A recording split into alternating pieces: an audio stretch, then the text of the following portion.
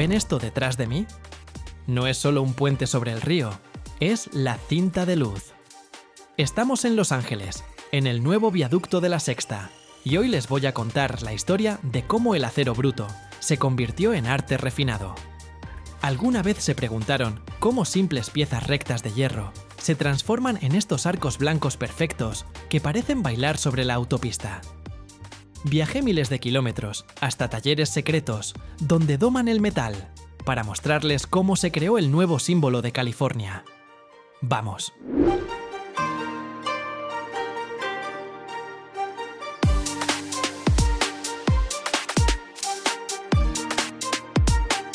Para entender la magnitud de este proyecto, tuvimos que ir mucho más allá del soleado Los Ángeles. El acero para un puente así no se compra en una ferretería. Se preparaba en talleres especializados, donde hay prensas capaces de aplastar un tanque sin siquiera calentarse. Un enorme hangar que huele a aceite quemado y virutas de metal. Ahí yacen las piezas.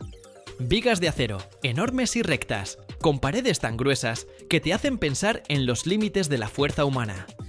El viaducto se extiende por más de 1066 metros, cruza 18 vías de tren, un río y la autopista 101. El problema del sexto viaducto es que el arquitecto Michael Maltzahn no quería un puente simple. Quería lo que los ingenieros llaman una pesadilla hecha realidad.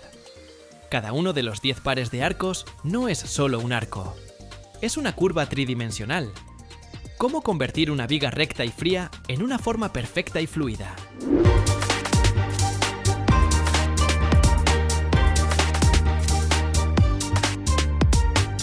Aquí el calor no sirve de nada.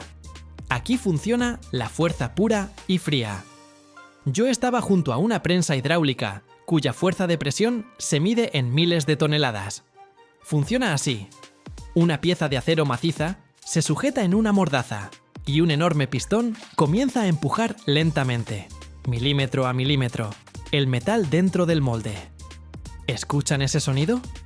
Es un zumbido de baja frecuencia que les hace vibrar los dientes. El acero se resiste, gime. Pero bajo la presión de miles de atmósferas se ve obligado a ceder. Esto es domar la materia de verdad. Y ahora, lo más interesante. Cuando vi los planos por primera vez, pensé que al ingeniero simplemente le había temblado la mano. Estos arcos no están verticales. Cada uno de los 10 pares está inclinado 9 grados hacia afuera. Dirán, ¿y qué tiene eso de especial? Los inclinaron y ya está. Pero para la física es una catástrofe. Cuando un arco está recto, todo el peso va hacia abajo. Cuando está inclinado, constantemente intenta caerse hacia el lado por su propio peso. Esto crea una torsión increíble.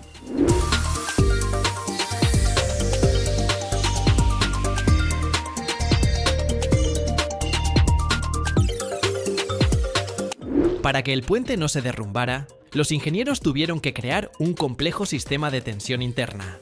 Las nervaduras de acero dentro de los arcos son tan resistentes que literalmente se sostienen a sí mismas con la fuerza de la presión interna.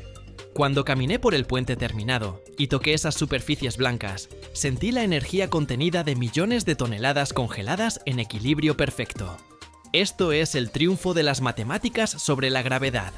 El montaje del sexto viaducto es un thriller aparte. Debajo del puente no hay un desierto. Por ahí pasa el L.A. River, ese mismo canal de concreto donde Arnold Schwarzenegger corría en moto en Terminator.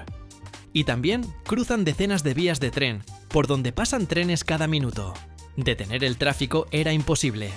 Dentro de esos arcos y el pavimento están escondidas 8.200 toneladas de acero de alta resistencia. Es el peso de aproximadamente 4.000 camionetas todoterreno o 10 aviones comerciales grandes.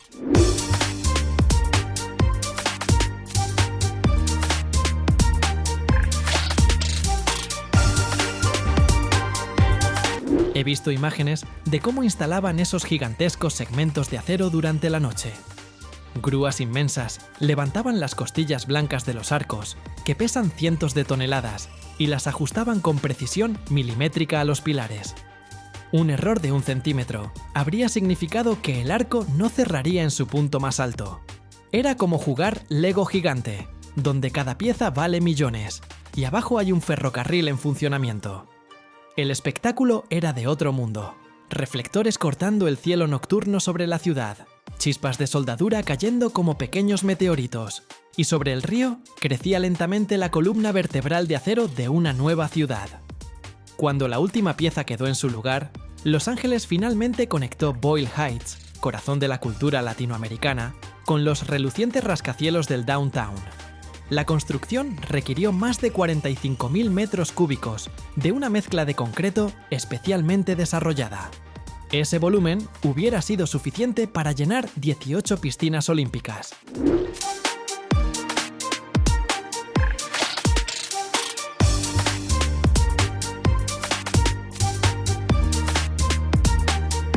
El puente tiene instaladas 10 pares de arcos, son 20 segmentos en total.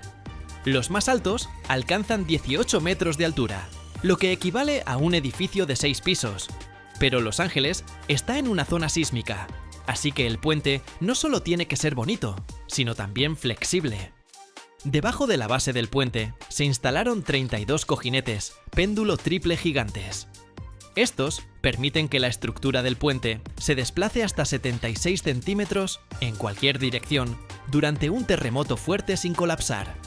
Es una tecnología que garantiza que el puente resistirá The Big One, ese megaterremoto que se pronostica para California una vez cada 1000 años. ¿Por qué es tan importante este puente? Si jugaste GTA V o viste Rápido y Furioso, Gris o Arma Mortal, conoces el viejo Sixth Street Bridge. Era un ícono cinematográfico, pero literalmente se desmoronaba ante nuestros ojos por una reacción química en el concreto. Lo demolieron y la ciudad quedó de luto.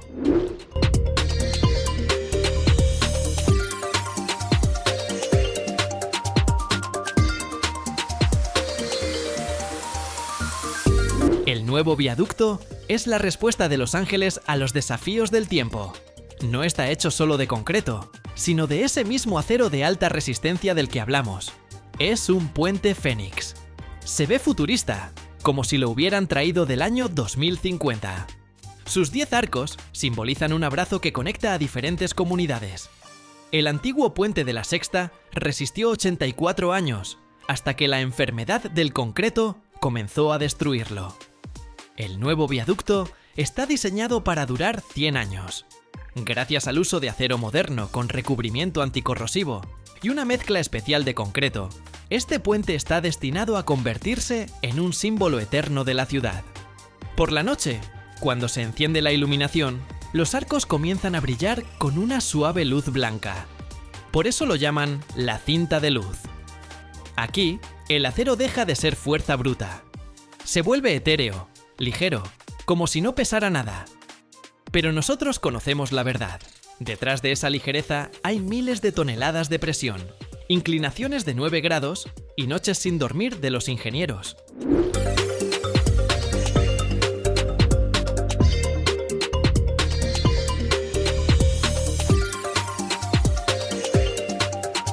El proyecto completo le costó a la ciudad la impresionante cifra de 588 millones de dólares.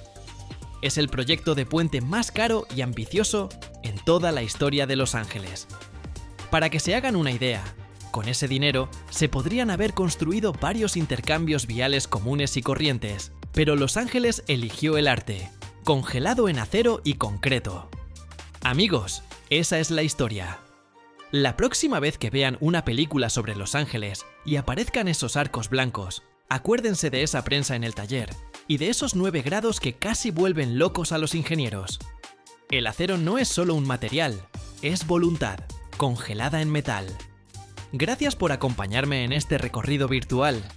Denle like, suscríbanse y déjenme en los comentarios. ¿Cuál es el puente más increíble del mundo para ustedes? Nos vemos en el próximo video.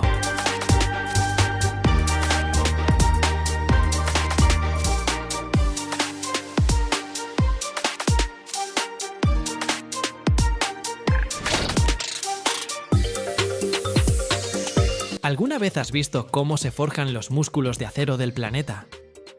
Hoy estamos en Bilbao, en la legendaria fábrica Vicinay Cadenas. Aquí el metal no se domina con martillos, sino con presión colosal y electricidad. En estas naves nacen las cadenas para las plataformas petroleras del Golfo de México y los gigantescos molinos flotantes que se levantan en medio del océano. Un solo eslabón pesa como un auto entero.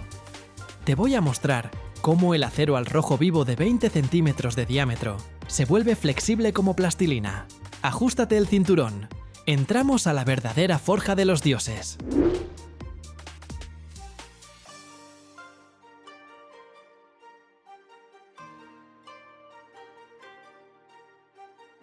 Una barra de acero parece más el tronco de un árbol centenario que una varilla común. En la fábrica Vicinay Cadenas de Bilbao, todo comienza con este monstruo. Un cilindro sólido de acero especial de alta aleación con más de 20 centímetros de diámetro. Para que te hagas una idea, esta barra de acero es más gruesa que el muslo de un atleta profesional. No es simplemente hierro, es concentración pura de resistencia, diseñada para sobrevivir décadas en el agresivo ambiente salino del océano, bajo presión de miles de toneladas. El proceso de transformar este gigante frío e inflexible en un eslabón de cadena comienza con un choque térmico. La barra entra en un horno de inducción, y aquí la física hace lo suyo. No es una hoguera normal ni una cámara de gas. Aquí funcionan campos magnéticos de potencia increíble. La corriente eléctrica atraviesa el metal, acelerando sus átomos hasta un estado de verdadera locura. Literalmente, en cuestión de minutos, el acero gris y frío empieza a transformarse ante tus ojos.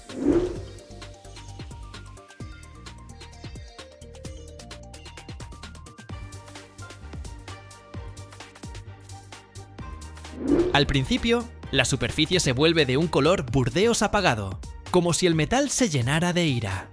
Pero la temperatura sigue subiendo vertiginosamente, superando los 1000 grados centígrados, y la barra estalla en un color red hot deslumbrante y vibrante.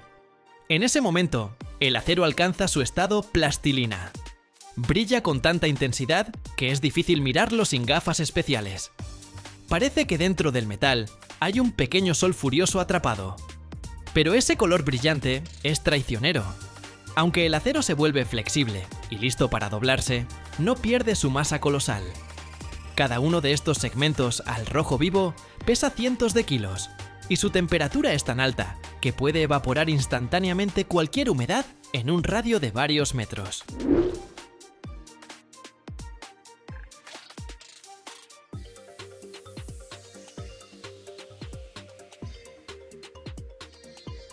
El aire alrededor tiembla por el calor, creando un efecto de espejismo como en el desierto. Este es el momento de máxima tensión. El gigante de acero ya perdió su dureza, pero aún no adquirió su forma final, quedando suspendido en espera de lo principal: la intervención de los manipuladores hidráulicos gigantes que obligarán a esta masa al rojo vivo a obedecer la voluntad de los ingenieros.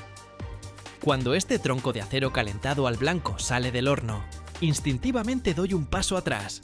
Incluso a 10 metros de distancia, el calor es tal que parece estar parado frente a las puertas abiertas del infierno. Pero la verdadera magia comienza cuando entra en acción la prensa hidráulica. Los operadores llaman a estas pinzas masivas dedos, y cuando las ves trabajar, entiendes por qué. Estos miembros de hierro levantan una barra del grosor de un árbol, con la misma seguridad con la que nosotros levantamos un lápiz.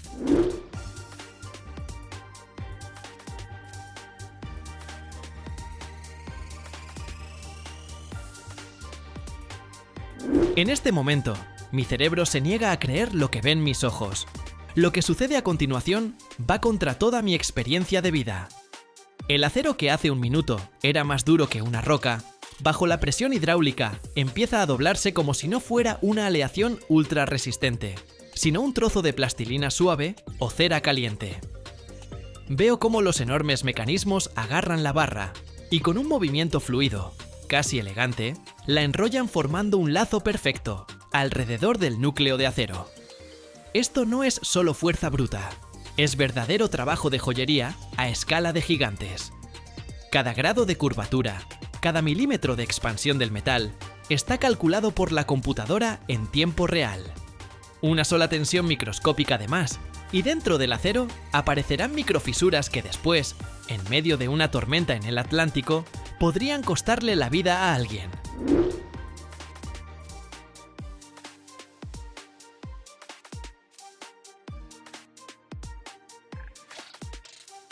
Cuando la máquina termina de doblarla, lo que tienes frente a ti es un eslabón que todavía no está unido a la cadena, pero que ya impresiona por su masa. Pesa como un auto mediano, pero ocupa 10 veces menos espacio. Una concentración de peso increíble en una sola pieza. Mientras todavía brilla al rojo vivo, siento esa responsabilidad colosal metida en el metal. Esto no es solo una pieza. Es el futuro elemento de un sistema de anclaje que va a sostener una plataforma petrolera en el Golfo de México. Tiene que estar ahí 30 años, resistiendo el golpe de las olas del océano y la presión de millones de toneladas de agua, sin derecho al más mínimo error. Ver nacer a un titán así es una experiencia que te hace sentir la verdadera escala de lo que somos capaces de hacer como humanidad. Luego, los extremos del eslabón doblado se van acercando. Entre ellos, empieza a pasar una corriente de una fuerza brutal. El aire se ioniza y arranca el proceso de soldadura por destello.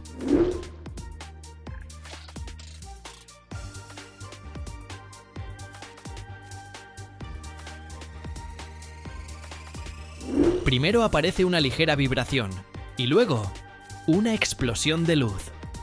Una lluvia de chispas se dispersa 10 metros en todas direcciones, iluminando la nave como el destello de una supernova. En ese instante, dos bordes de metal se fusionan a nivel molecular. Esto no es simplemente una soldadura, es un monolito. Cuando las chispas se apagan, frente a ti aparece un eslabón terminado, que acaba de pasar por fuego y electricidad para volverse inquebrantable. Y para que tú y yo también seamos inquebrantables, suscríbete a este canal.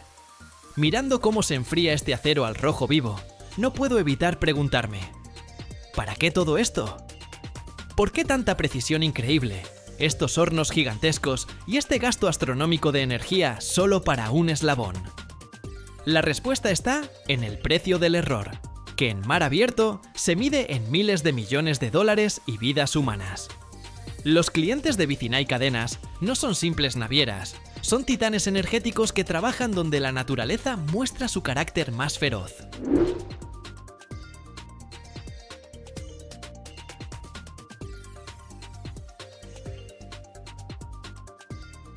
Cuando la siguiente cadena, templada en Bilbao, se carga en el barco, comienza un largo viaje a través del Atlántico, rumbo directo al Golfo de México.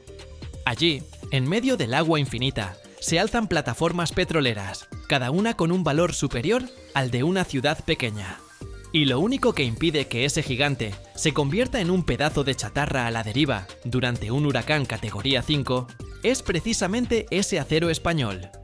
Intento imaginar ese momento. El cielo se vuelve negro, las olas se levantan a la altura de un edificio de 10 pisos y el viento intenta arrancar la plataforma de la superficie del océano. En ese instante, en algún lugar profundo bajo el agua, esas cadenas se tensan como cuerdas de guitarra. Aguantan el golpe. Cada eslabón soporta el peso del mundo entero. Y si tan solo uno se agrieta, comienza una catástrofe ecológica y financiera de proporciones bíblicas. Pero lo que más me impactó fue cómo estos monstruos de acero se convierten en parte del futuro verde.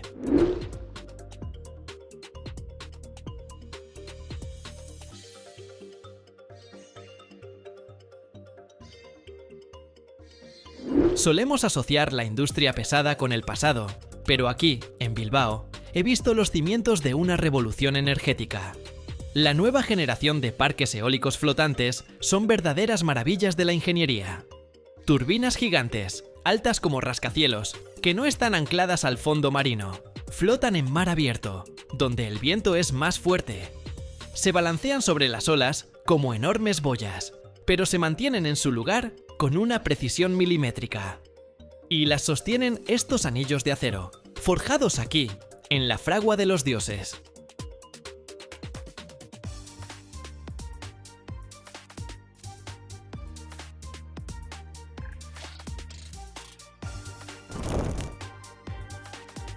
Existe un metal que no se oxida, no envejece y no desaparece.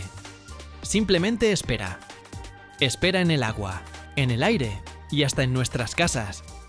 Y si te dijera que este metal, durante siglos, ayudó a la gente a extraer oro, curar dientes y medir la temperatura, pero al mismo tiempo los volvía locos y mataba ciudades enteras. El mercurio, la plata líquida, que parece casi mágico, pero esconde uno de los secretos más peligrosos de la química. No se puede destruir, solo se puede ocultar. Y si ves este video hasta el final, descubrirás dónde la humanidad esconde hoy el mercurio para siempre. Y por qué un solo error podría traerlo de vuelta a nuestras vidas.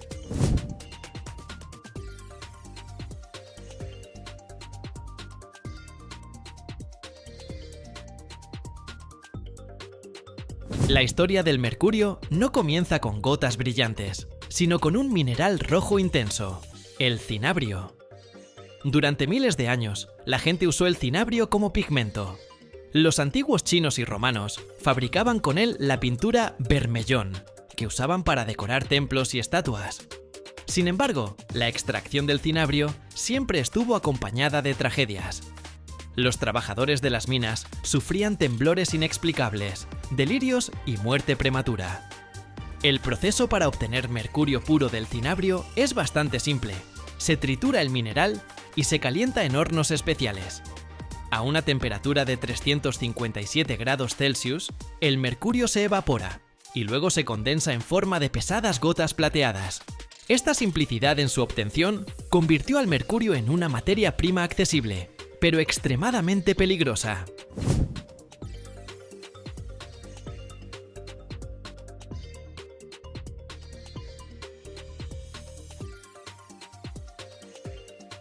Una de las aplicaciones más masivas del mercurio en la historia fue la extracción de oro y plata. El mercurio tiene una capacidad única, literalmente moja otros metales al instante, disolviéndolos y creando aleaciones llamadas amalgamas. Durante las fiebres del oro, los buscadores mezclaban mineral triturado con mercurio. El mercurio, como un imán, extraía las partículas más pequeñas de oro de la roca, formando una pasta espesa. Para obtener oro puro, simplemente calentaban la amalgama a fuego abierto. El mercurio se evaporaba directo al aire que la gente respiraba, y en el fondo quedaba oro puro. Este método, conocido como amalgamación, provocó una terrible contaminación de ríos y suelos en todo el mundo.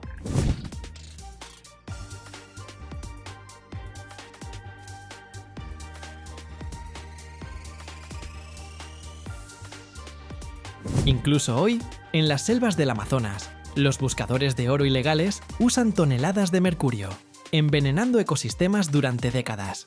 Durante mucho tiempo, el mercurio fue considerado insustituible en la ciencia y la vida diaria. En los termómetros, el mercurio se expande uniformemente al calentarse, lo que lo convertía en el elemento perfecto para mediciones precisas. Los interruptores de mercurio funcionaban sin fallas durante décadas, porque el mercurio líquido conduce la electricidad perfectamente y no se desgasta. Las amalgamas dentales, hechas de una mezcla de plata y mercurio, fueron el estándar en odontología durante más de 100 años gracias a su increíble resistencia. Pero también había un lado oscuro. En el siglo XIX, el mercurio se usaba para tratar pieles en la fabricación de sombreros de fieltro. Los artesanos inhalaban constantemente vapores de mercurio que afectaban su sistema nervioso. De ahí viene la expresión «loco como un sombrerero», inmortalizada por Lewis Carroll en Alicia en el País de las Maravillas. Los síntomas del envenenamiento, confusión mental, pérdida de memoria y temblores, se convirtieron en la enfermedad profesional de industrias enteras.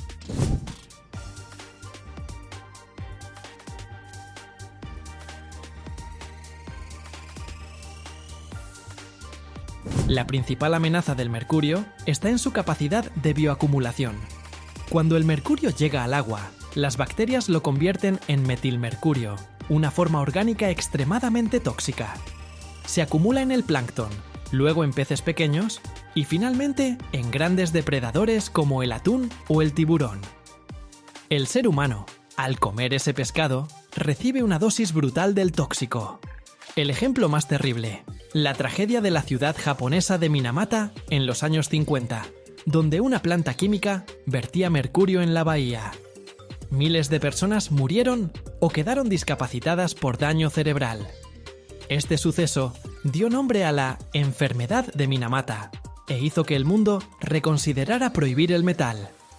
Hoy está vigente la Convención de Minamata, firmada por más de 140 países.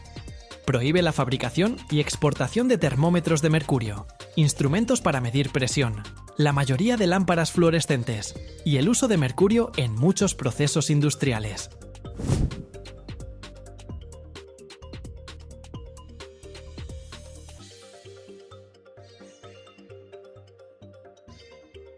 Si se te rompe un termómetro de mercurio en casa, es un pequeño desastre ecológico dentro de tu habitación.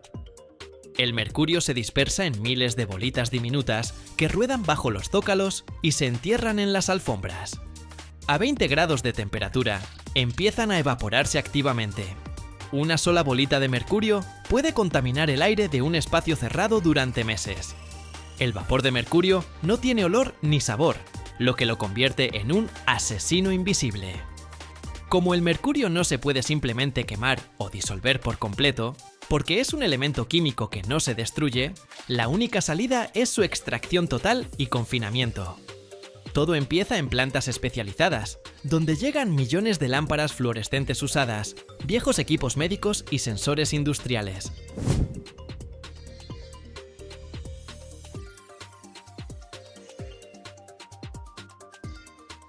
El primer paso es la trituración mecánica. Por ejemplo, las lámparas entran en una trituradora hermética que convierte el vidrio, las bases de aluminio y el recubrimiento de mercurio en fragmentos pequeños. Esta mezcla parece basura común, pero es increíblemente tóxica. Cada tonelada de estos fragmentos contiene varios kilos de mercurio. Por cierto, el mercurio es increíblemente pesado. Una botella de 1 litro de mercurio pesa más de 13 kilos. Si intentaras levantar un balde de mercurio, sentirías un peso de 136 kilos, como 2 hombres adultos. Luego comienza el proceso principal, la desorción térmica al vacío. Esta mezcla se carga en enormes reactores de acero tipo horno. Lo clave aquí es precisamente el vacío. Cuando extraemos el aire, la temperatura de ebullición del mercurio disminuye.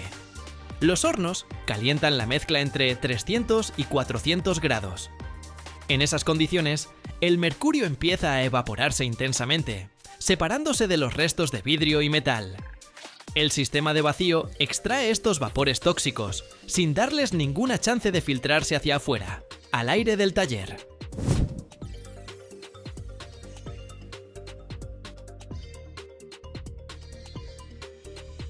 Luego, el gas de mercurio pasa al sistema de condensación. Son serpentines largos, enfriados a temperaturas muy bajas. En cuanto el vapor caliente toca las paredes frías, vuelve a convertirse en metal líquido. Las gotas plateadas escurren hacia tanques especiales. Lo que sale al final es mercurio secundario puro. Pero como el mundo poco a poco deja de usarlo, este metal ya no regresa a las fábricas. La última etapa es el encierro eterno. El mercurio líquido se mezcla con reactivos especiales, como azufre, para convertirlo en un compuesto sólido y estable. Sulfuro de mercurio, que no se evapora ni se disuelve en agua. Esta sustancia se sella en contenedores de acero de paredes gruesas, recubiertos por fuera con una capa anticorrosiva.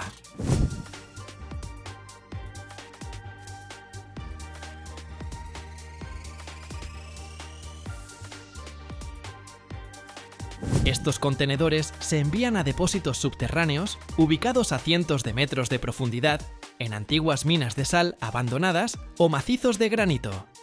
Allí, en completa sequedad y bajo vigilancia de sensores, el mercurio se almacena durante décadas.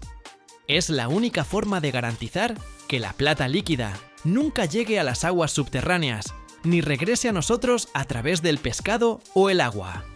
La eliminación es costosa y complicada, pero es el precio que la humanidad paga por la seguridad de las futuras generaciones.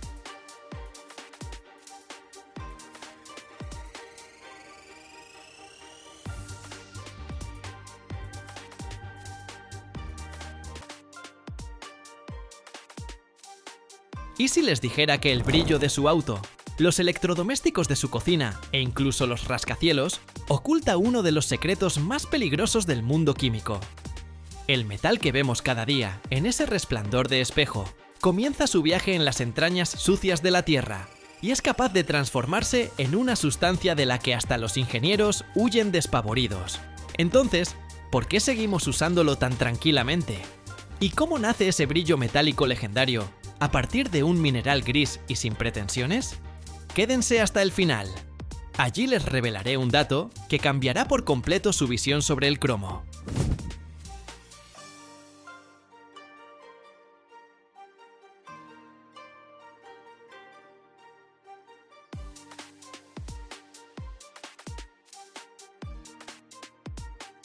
El cromo es el verdadero director artístico del mundo químico, una celebridad metálica que adora la atención y el brillo. Es él quien se asegura de que tus cubiertos no se conviertan en un horror oxidado y de que tu moto parezca recién salida de un taller del futuro. Un auténtico dandy metálico. Pero para llegar a su elegante esencia, hay que atravesar todos los círculos del infierno industrial. Su nombre, por cierto, proviene de la palabra griega croma, que significa color. Y vaya que hace honor a ese nombre. Sus compuestos son un verdadero festival de fuegos artificiales. Desde el pigmento amarillo brillante, con el que se pintaban los autobuses escolares, hasta el verde intenso que se usa en pinturas. Literalmente, es el padre de todos los colores. Y, aún así, él prefiere lucir su atuendo más elegante. Un blanco plateado con brillo de espejo. Como una celebridad que esconde tras maquillaje y purpurina el hecho de que por las mañanas se ve como todos nosotros, gris y desdichada, y solo el arduo trabajo de la industria química la convierte en estrella.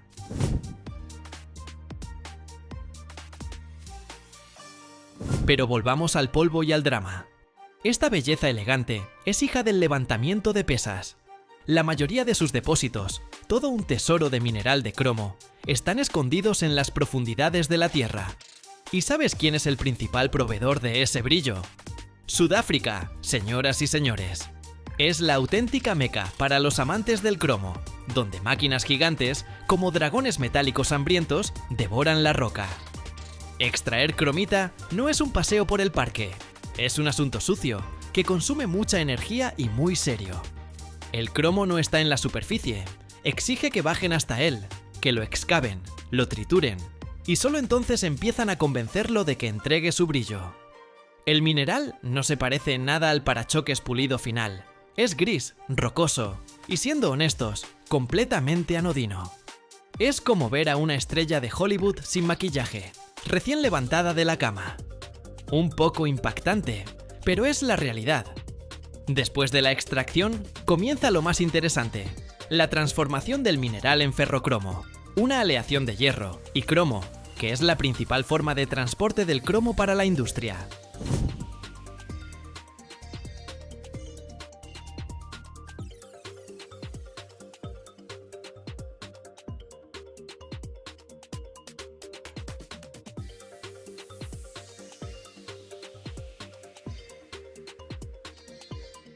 Esto se hace en enormes hornos de arco eléctrico, donde la temperatura es tan alta que hasta tu sueño más atrevido se evaporaría. El ferricromo es como un semifabricado del brillo, y resulta absolutamente crítico para crear aquello que hace nuestra vida cómoda y estética, el acero inoxidable. Y aquí llegamos al papel más importante de este elemento, su rol de superhéroe anticorrosión. El acero inoxidable es, básicamente, hierro que encontró a su guardián perfecto, y ese guardián es precisamente el cromo. Cuando añadimos cromo al hierro, el cromo, como todo un caballero, sale a la superficie del acero y forma una película finísima, invisible, pero increíblemente resistente de óxido de cromo pasivo. Esta película es un verdadero escudo invencible que se regenera al instante si lo rayas. Es como tener un suministro infinito de nanocuritas que siempre están listas.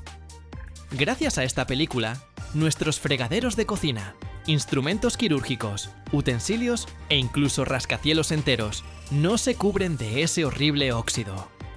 Este es el trabajo principal del cromo: proteger al hierro de su mayor enemigo, y lo hace con tanta naturalidad que ni siquiera notamos su esfuerzo.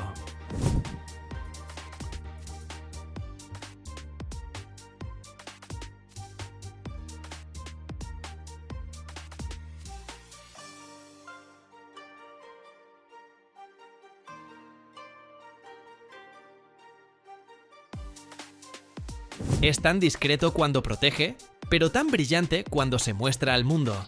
Pero, como toda estrella, el cromo tiene su secreto oscuro, y aquí es donde nos quitamos las gafas rosas y entendemos por qué el tema de la minería es tan serio. En su forma más común y estable, el cromo tiene un estado de oxidación determinado, y es por lo general, seguro e incluso, un microelemento necesario en nuestra dieta. Pero cuando el cromo decide recordar su juventud rebelde y aumenta su estado de oxidación de 3 a 6, se transforma en un auténtico villano químico, conocido como cromo hexavalente. Este tipo es tóxico, cancerígeno, y lo conocemos gracias al drama hollywoodense sobre Erin Brockovich, quien luchó contra la contaminación industrial del agua con este elemento. ¿Conocen esta historia? Escriban si les gustó. El cromo hexavalente no es solo una molestia, es una amenaza real para la salud de los trabajadores en la producción y para el medio ambiente, si no se elimina correctamente.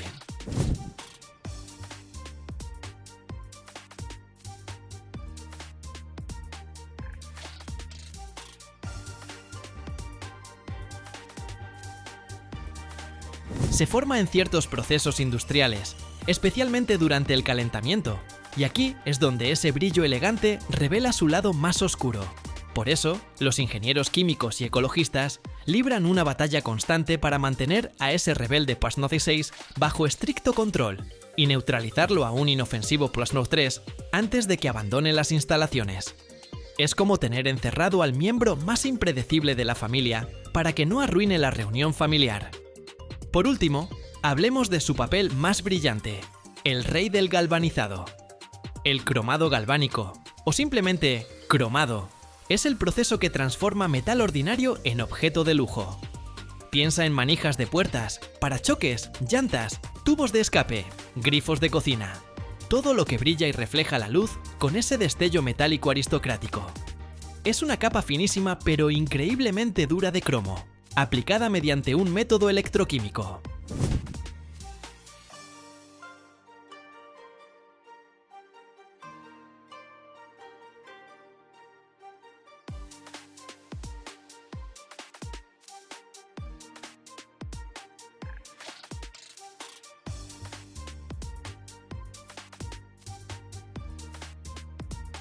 No solo ofrece un aspecto fantástico, sino que hace la superficie resistente a rayones, desgaste y, por supuesto, a la corrosión. El proceso de cromado suele ser bastante sucio y complicado, requiere un control muy preciso, pero el resultado vale la pena. El cromo en este caso actúa como el acabado brillante final, como la pincelada definitiva del artista que transforma la obra en una obra maestra. Se lleva toda la gloria, aunque debajo puede esconderse un cobre o níquel de lo más común. Es la fachada metálica que a todos les encanta fotografiar. Esta es la historia del cromo. Comienza su camino como un mineral poco atractivo en las entrañas calientes y sucias de Sudáfrica. Exige un proceso complejo y a menudo peligroso de purificación para deshacerse de sus hábitos tóxicos. Y solo después de esto, se pone su mejor traje plateado para convertirse en el protector y rey del brillo en tu vida cotidiana. Es la razón por la que tu cafetera luce moderna y tu automóvil resplandece bajo el sol.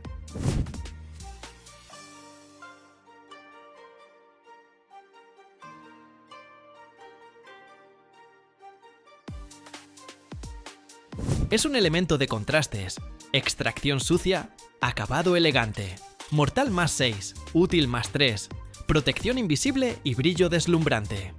Y todo esto solo para que podamos decir, ¡oh, mira cómo brilla! Así que la próxima vez que admires el brillo del cromo, recuerda ese comienzo lejano y polvoriento en las minas, donde nació ese resplandor.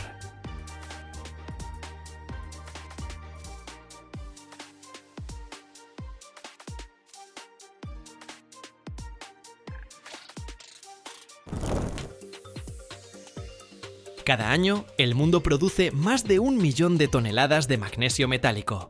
Pero solo unos pocos saben que la mayoría de este metal nace en un solo lugar, en la provincia china de Shanxi. Allí, entre montañas y humo, arden continuamente hornos fundidos a 800 grados. Aquí nace el metal que es 4 veces más ligero que el acero, pero lo suficientemente fuerte para sostener alas de aviones Airbus y proteger cascos de barcos contra corrosión. ¿Cómo transformó China este elemento frágil en arma estratégica de la industria? ¿Y qué esconden realmente estas fábricas humeantes que dan magnesio al mundo? Quédate hasta el final. La respuesta te sorprenderá.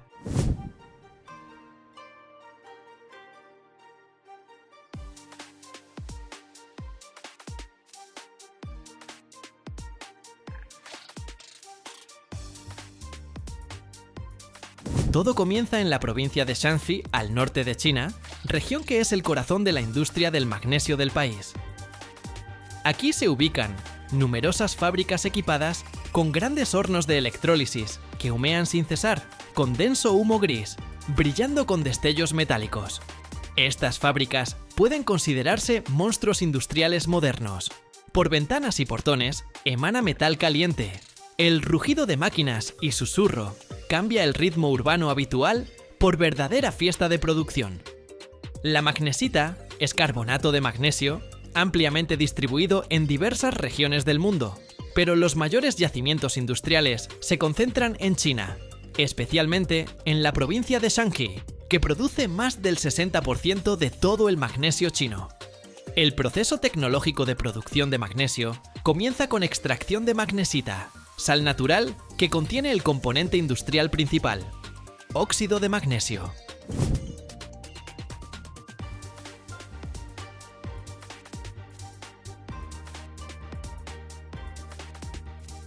Tras extracción, el mineral se tritura y funde para obtener magnesita pura. En esta etapa, es importante obtener magnesita con nivel de pureza no menor a 85 o 90%, indicador aceptable para posterior procesamiento electrolítico. Aumentar el contenido de magnesio en materia prima mejora calidad del producto final y productividad de toda la producción. Luego sigue la etapa más importante, electrólisis. Este proceso consiste en dividir óxido de magnesio en magnesio metálico y oxígeno, bajo influencia de corriente eléctrica. Aquí precisamente, en cubas electrolíticas especiales, entra en juego todo el poder de la electrotecnología. A escala industrial, se aplica electrólisis en cubas especiales, donde magnesio está disuelto en cloruro de potasio y magnesio fundido a temperatura cercana a 800 grados Celsius.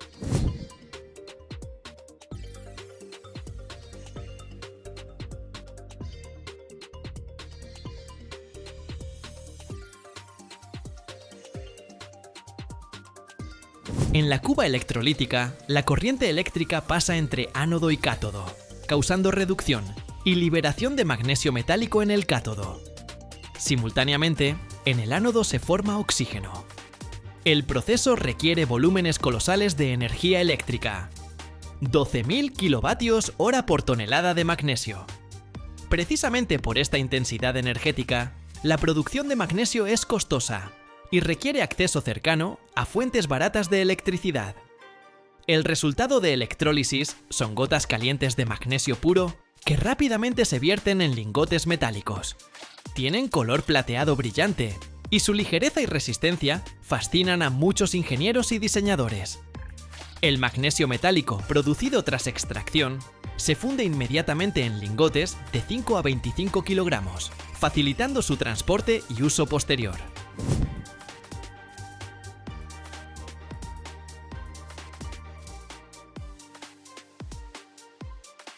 Estos lingotes llegan a fábricas de aleaciones de aviación, electrónica y fabricación automotriz. La producción de magnesio es ciclo continuo que requiere grandes recursos energéticos. Sin embargo, China está equipada con centrales eléctricas modernas que suministran volumen necesario de electricidad sin interrupciones. Gracias a propiedades únicas del magnesio, ligereza en relación al acero y resistencia, este metal se vuelve indispensable en muchas industrias. Una de las más innovadoras es la aviación. Aleaciones resistentes, ligeras basadas en magnesio, se usan para fabricar alas y otras estructuras de aviones Airbus resistentes a grandes cargas. Estos materiales permiten reducir peso del avión, impactando directamente en reducción de consumo de combustible y aumento de seguridad ecológica de vuelos.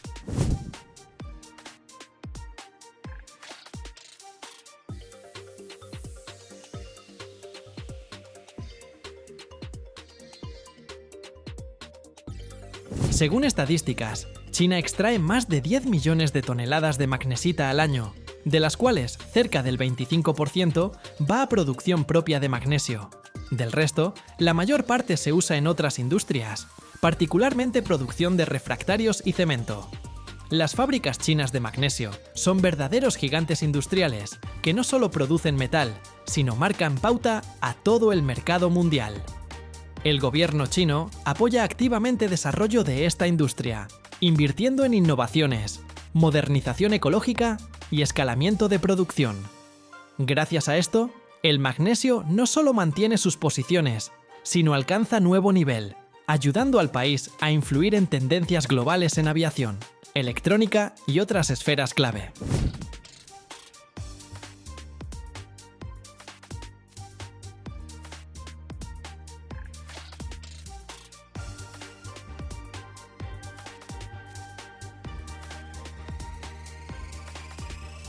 Al mirar la escala de producción de magnesio en China e imaginar las fábricas de Shanxi con sus hornos humeantes, es difícil no admirar el poder de la industria moderna. Hornos de 8 metros se calientan constantemente a altas temperaturas para que electrólisis continúe sin paradas, y filas interminables de lingotes de magnesio se transportan adelante a fábricas de aviación, plantas de electrónica y producción de laptops. El magnesio es uno de los metales más comunes en la corteza terrestre, ocupa 8º lugar en abundancia entre todos los elementos. Aunque no es tan duro como hierro o aluminio, su ligereza y propiedades únicas inspiraron a ingenieros a usar este metal en diversas esferas, desde fabricación automotriz hasta tecnologías espaciales.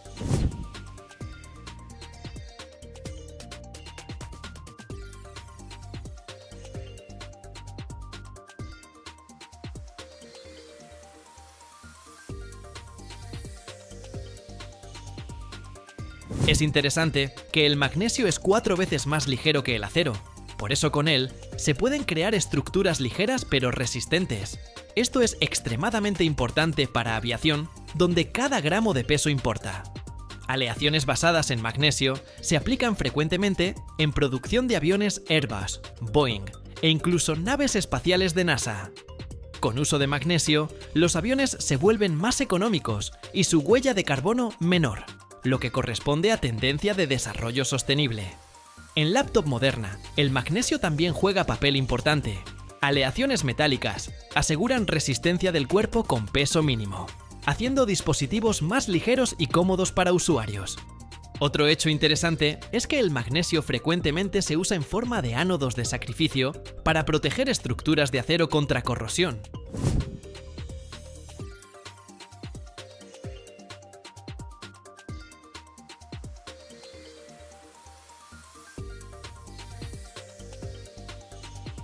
Gracias a su naturaleza electroquímica altamente activa, el magnesio se corroe gradualmente, protegiendo la estructura metálica del óxido. Esto es importante para puentes, tuberías y barcos, que sufren acción destructiva del agua marina. Actualmente, el magnesio se investiga activamente junto con otros metales ligeros: aluminio, titanio, circonio. Aleaciones ligeras con magnesio pueden resistir altas temperaturas, tienen buena resistencia a corrosión y excelente resistencia mecánica. Como resultado, estos materiales se usan en esferas avanzadas, desde autos eléctricos y equipo deportivo hasta construcción de drones ultraligeros y robótica.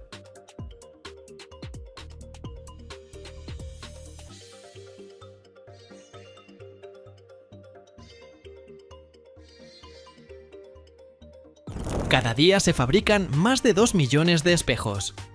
Pero ¿qué tal si te digo que detrás del espejo en tu baño hay un secreto de 460 años? En la mina más profunda de México, a 400 metros bajo tierra, en calor infernal y humedad extrema, extraen el metal que luego se vuelve algo que ves cada día. En 4 siglos, excavaron 600 kilómetros de túneles aquí, la distancia de Monterrey a Mérida, pero bajo tierra. Cada día los explosivos destrozan 7.000 toneladas de roca, el peso de 50 ballenas azules. La temperatura de fundición alcanza 1700 grados, más caliente que lava de volcán. Pero lo más impactante es lo que pasa después con el metal líquido. Si llegas al final, descubrirás un secreto que 99% de quienes han sostenido un espejo desconocen. ¿Listo para ver cómo se crea la magia? En México, que produce más plata que cualquier país con el 20% de la oferta mundial, está la mina de plata más grande del mundo en zona árida. Desde que empezaron las excavaciones en 1566, en la mina de Proaño se extrajeron 30.000 toneladas de plata. Incluso tras tantos años, la mina produce más de 1 millón de kilos de plata al año. Los mineros buscan acantita, mineral gris oscuro, en esta mina a 400 metros de profundidad. Para completar el proceso complejo y peligroso de extraer acantita, los trabajadores hacen un viaje agotador a los puntos de extracción. Las condiciones extremas de calor y humedad, los túneles mojados, hacen el trabajo muy duro. A lo largo de 15 kilómetros, a distintas profundidades, están los yacimientos de plata. Para extraer continuamente el mineral, los trabajadores abren nuevos túneles de 3.000 metros cada mes. Para perforar estos pasajes en la roca, usan una máquina enorme con cabeza cortadora giratoria gigante. En 400 años, excavaron unos 600 kilómetros de túneles. Para minimizar el peligro de derrumbe y aumentar la producción, explosivos potentes están colocados estratégicamente en ángulos específicos para fragmentar la roca. Antes de colocar explosivos, un dispositivo láser de alta precisión inspecciona el área. Tras determinar los mejores puntos, perforan una secuencia de agujeros de 115 milímetros de ancho y de 25 a 32 metros de profundidad. Cada agujero se llena con químicos explosivos y el área se evacúa por seguridad. Con cálculos precisos, extraen muchas toneladas sin provocar derrumbe. Diariamente extraen 7.000 toneladas de roca. Las tolvas llevan la roca a trenes subterráneos, que la transportan al punto central. Luego la roca sube a superficie con cargadores. El siguiente paso es transportar la roca a la trituradora. Una cinta masiva la lleva a la planta. En tambores gigantes hay enormes bolas de acero que muelen la roca en arena fina. Luego mezclan un reactivo con la roca molida, químico especializado. Por la reacción con el reactivo, el mineral de plata se vuelve hidrofóbico. Al final, obtienen una combinación 30 veces más concentrada. Esta mezcla viaja 300 kilómetros a la planta METMEX, aunque la plata en ella es solo 2%.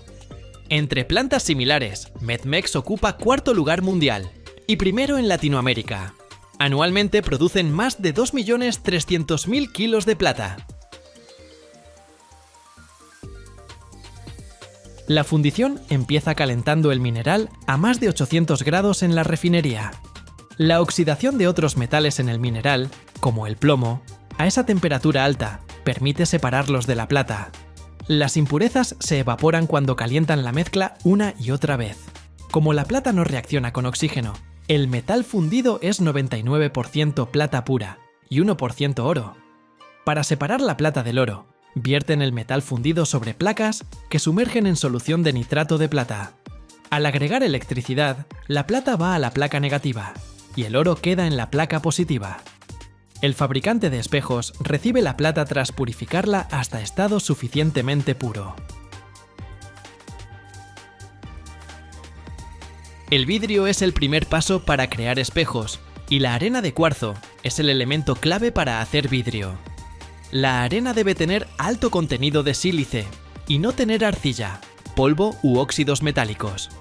Para facilitar el proceso, usan carbonato de sodio como fundente, que baja la temperatura de fusión de la arena. El vidrio se vuelve más resistente y duradero si agregan piedra caliza. Cuando las proporciones están ajustadas, las ponen en un horno que soporta temperaturas muy altas. El vidrio, líquido espeso, se forma al calentar la mezcla a más de 1700 grados en el horno. 15 toneladas de este vidrio se transforman en el crisol en su forma final.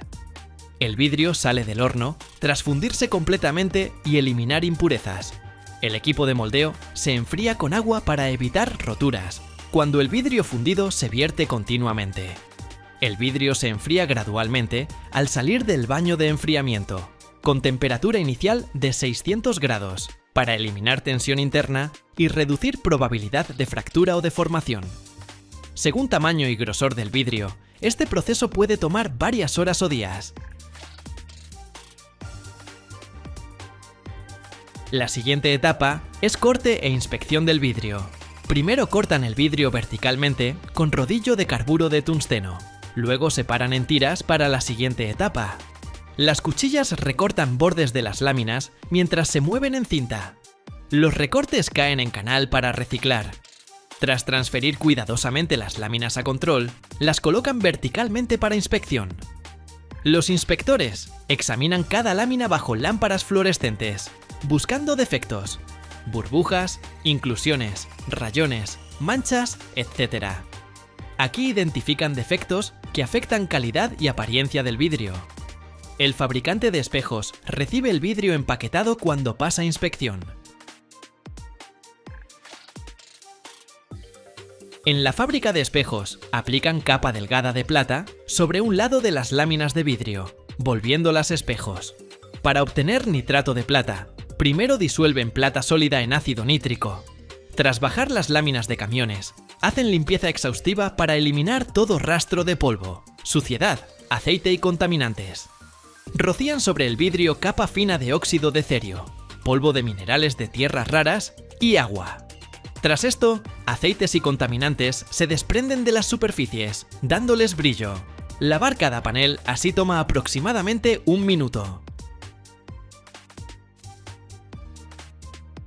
El siguiente paso es usar agua desmineralizada caliente a alta presión para enjuagar el vidrio y eliminar residuos de contaminantes. Para garantizar seguridad de metales que aplicarán después, usan agua desmineralizada. Para que la plata se adhiera bien al vidrio, el primer metal a aplicar es estaño líquido. El uso de estaño como base es necesario, pues la plata no forma enlaces directos con vidrio. Cuando la plata líquida toca el estaño sólido, se solidifica gracias a activador químico, incluido en la mezcla. Con esta técnica, usan aproximadamente 700 miligramos de plata por metro cuadrado. Para convertir la plata en forma metálica, rocían químico reductor sobre la superficie. El recubrimiento de plata transforma el vidrio transparente en espejo cuando solidifica y enfría. Enjuagan y eliminan el exceso de plata. Para obtener el grosor deseado de capa reflectante, que varía según requisitos del producto y reflexión necesaria, controlan cuidadosamente la cantidad de plata aplicada. El recubrimiento de plata está protegido por 2 capas de pintura en la parte posterior del espejo. Las 2 capas dan protección adicional tras que el recubrimiento de cobre previene el deslustre. Eliminan hasta la última gota de cobre.